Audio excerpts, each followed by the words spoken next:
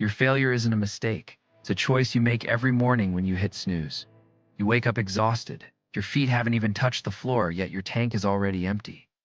You drag yourself to the mirror. You look at a biological machine that possesses the battery life of a decade-old smartphone. Society tells you this is normal. Society tells you everyone feels dead inside by noon. Society is lying to you. You are not just tired. You are actively being drained. You are allowing invisible parasites to siphon your life force, and you have simply accepted it as your baseline. You slap a cheap dopamine fix on a bullet wound. You scroll past the emptiness. You drink another coffee and pretend you are functioning. You are not functioning. You are failing. But you aren't failing because you are weak. You are failing because you have terrible systemic management. You've spent years burning your own cognitive fuel to keep other people warm. Now, your engine is melted. Call it adulting, you call it burnout. Now you call it self-abandonment. I call it a catastrophic failure of your internal architecture. Mindset isn't a feeling. It's a biological architecture you've allowed to rust. Let's look at the raw physics of your psychology. Energy is finite. Cognitive bandwidth is immeasurable. Biological currency. Every single day, you are allocated a strict amount of neural resources. The top 1% treat this currency like absolute dictators. They guard it with lethal precision. You treat it like a charity. You hand it out to anyone who asks. You think you are depressed? Let me give you a harsh biological truth. You are not depressed. You are overstimulated. Your nervous system is redlining. Let's break down the law of energy conservation in human psychology. Energy cannot be destroyed, but it can be siphoned. You are a biological machine operating with massive structural leaks. You keep trying to pour more motivation into a tank riddled with holes. You consume self-help podcasts. You read productivity books. You buy expensive planners. But pouring premium fuel into a shattered engine just makes a mess. The machine doesn't need more input. Needs to be sealed. You are normalizing this systemic failure. You joke about your exhaustion. You build an identity around being a high-functioning disaster. You post memes about your inability to cope. That is a loser's game. Behind that sarcasm is a person who has forgotten what it feels like to be dangerous. You have forgotten what it feels like to be sharp, rested, and lethal. The elite do not tolerate leaks. They identify the fracture. They isolate the variable. They cut it off without mercy. You need to stop labeling yourself as lazy. Lazy is a lack of desire. You do not lack desire. You lack structural integrity. You're a cracked cup. It does not matter how much water you pour in, it will never hold. Broken, too strong. That is the only trajectory that matters. Right now, you are drowning in a specific type of pain. The pain of stagnation, the friction of a life lived far below your baseline potential. But here's the brutal truth about suffering. It is the entry fee for the top 1%. You are using your pain as an excuse to numb out. You doom scroll. You sedate yourself with cheap digital entertainment. You avoid the silence because the silence forces you to look at the rust on your gears. Stillness feels like a confrontation, forces you to audit your failures. Stop running from the friction. The neurobiology of resilience requires resistance. Muscles must tear to grow. Neural pathways require the stress of novel challenges to remyelinate and strengthen. Your exhaustion is not a life sentence. It is a biological feedback loop. It is a blinking red light on your dashboard screaming that you're current operating. The system is fundamentally flawed. If you ignore it, the system will crash. Your body will pull the emergency brake and force you to stop. But if you leverage it, that pain becomes fuel. The elite use psychological pain as a diagnostic tool. When they feel drained, they do not cry about it. They audit their systems. They ask, where is the leak? They do not blame themselves for the fatigue. They blame the inputs.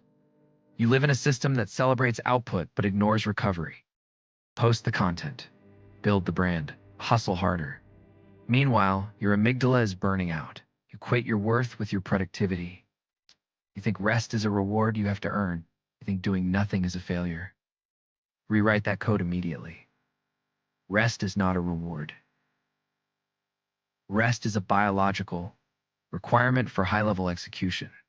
When your phone won't charge, you don't scream at the phone. You check the cable. You check the power source. But when your brain won't fire, you attack yourself. Call yourself broken. You are not broken. You're running a marathon with a 100-pound weight strapped to your chest, wondering why your legs hurt. That is not weakness. That is raw, unguided resilience. Now, we need to aim it. Let's analyze your structural failures.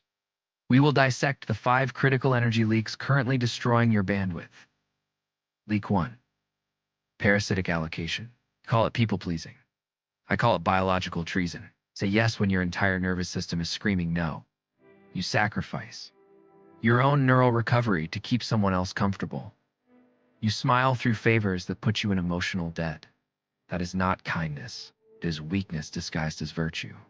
Every time you do this, a piece of your energy transfers to a parasite. Cut them off. You are not put on this earth to be an emotional butler. Leak 2. The illusion of velocity. Call it fake productivity. Your calendar is full. Your to-do list is color-coded. You are organizing the deck chairs on the Titanic. You clear your inbox, but avoid your actual purpose. You mistake friction for momentum. You stay stuck in the illusion of motion because looking busy is a defense mechanism against actual execution. If you look busy, you don't have to face the terror of starting the real work. Leak 3. Status computation error. You call it comparison. It is a soul killer. You run background algorithms constantly measuring your reality against curated digital anomalies. You look at Photoshop lives and wonder where you failed. You're comparing your unedited footage to someone else's highlight reel. It drains your dopamine baseline and yields zero actionable data. Every time you scroll and silently shrink, your energy bleeds out. Leak 4. Suppressed friction. Swallow your boundaries to keep the peace. Unspoken resentment is a massive cognitive load. You carry unsent text messages in your soul. Bottling up anger turns your nervous system into a walking pressure cooker. It loops in your working memory. It burns glucose, keeps your brain on high alert at 2 in the morning. You are leaking energy simply by refusing to speak your truth. Leak 5. Environmental noise, clutter. The physical mess in your room. The digital mess on your phone. The 37 open tabs. The unmade decisions. Every unfinished task is an open cognitive loop. Your brain is forced to process that chaos in the background, consumes the processing power you need to conquer your actual goals. Chaos, even silent chaos, is deafening. And how do you treat these leaks? Toxic patches? You use coping mechanisms that actively accelerate your destruction. You think doom scrolling is rest. It is not. Your body is still, but your brain is sprinting. You are stimulating the exact same fight-for-flight circuits your ancestors used. To survive predators, you are flooding your system with cortisol under the guise of winding down. You think overthinking is planning. It is not. You are trying to control the future through sheer anxiety. You rehearse worst-case scenarios. Live the pain twice. Once in your imagination, and again in reality. It prevents nothing. It destroys everything. You think caffeine is a substitute for sleep? It is not.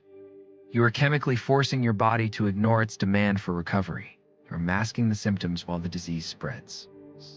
When the crash hits, your soul faceplants into a wall. You think numbing is healing? You think because you stopped crying, you were fixed? Sedation is not recovery. Binge watching until your brain goes blank is avoidance. Healing requires feeling the friction. You cannot gaslight your own pain and expect to perform at an elite level. These habits kept you alive during chaos. But the war is over, and you are still wearing your armor in the living room. It is weighing you down. You must drop it.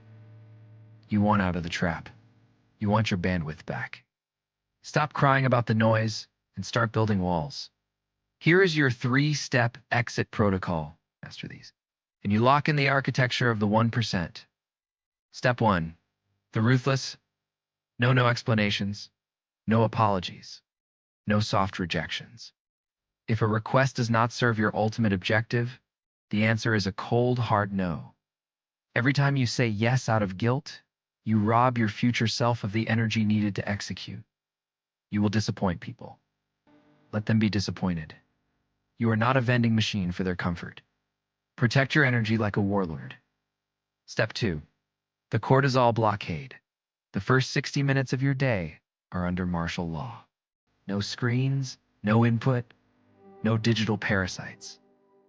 If you check your phone in bed, your day is immediately hijacked by other people's emergencies. Give yourself 10 minutes of absolute silence. Let your brain boot up without a flood of stress hormones. You control the neurochemical baseline of your morning, where the world controls you. Step 3. Strategic deprivation. Curate your environment with extreme prejudice. Unfollow, mute, delete. If an app, a person, or a habit drains your dopamine and leaves you hollow, sever the tie tonight. Not tomorrow. Right now. You do not owe anyone your attention. Healing does not happen with grand gestures. It happens in quiet, brutal moments where you choose your own survival over someone else's ego. You are not broken. You are mismanaged. Take control of the system. Reclaim your architecture. Stay ruthless. Subscribe to Brain Bites.